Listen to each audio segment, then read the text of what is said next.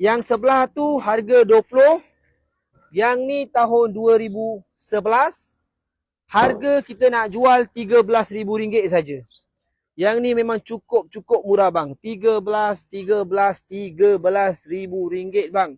Abang mana nak dapat Myvi tahun 2011, model lagi best, EZI, cukup murah.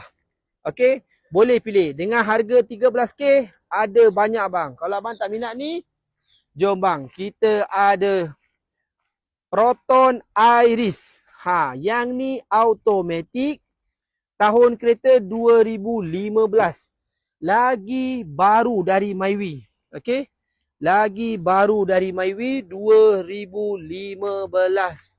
Saya nak jual harga dia RM13,000 sahaja bang. Okey, RM13,000 sahaja.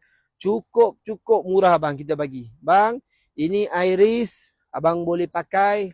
Minyak jimat. Spare part pun okey. Bawa sedap. Okey, safety padu. Handling sedap. Harga RM13,000 sahaja. Murah.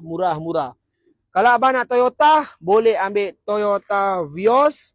Tahun 2006. Kereta siap ada sport rim. Ada skirting. Cat masih okey lagi. Bang, kita jual harga kereta ni 17 lebih. Tapi saya bagi RM13,000 sahaja. Cukup murah, harga 13K. Okey, kalau abang nak Honda Civic ES, yang tu murah je bang. Kita nak bagi yang tu 8,000. So kita tunjuk kereta harga RM13,000 sahaja. Okey, so kalau abang tak minat, kita ada kereta lain yang harga 13. Honda Accord Gold ni harga 13. Okey. So Honda Accord warna silver pun harga RM13,000. So abang tak cukup bajet, abang boleh datang kedai. Kita ada banyak kereta yang harga bawah RM10,000, RM12,000, RM13,000.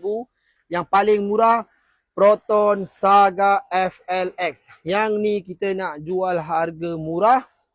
Ambil lah bang, siapa nak? 5,999. 5,999.